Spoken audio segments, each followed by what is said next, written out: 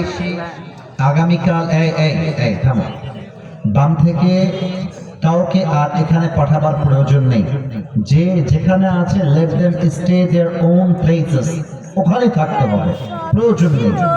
আর একটা কথা বলে দেই, এটা অনেকের মাথায় নেই, এখানে ক্যামেরায় রেকর্ড হচ্ছে, এটা কালকে ফেসবুকে যাবে, ইউটিউবে যাবে। টাঙ্গাইলের সুনামের ব্যাপার আছে, আসিফ হুজুরের মাহফিল টাঙ্গাইলে ইতিহাস, এই টাইপের ইউটিউবাররা থাম্বনেল দিবে, কালকে সবাই দেখবে।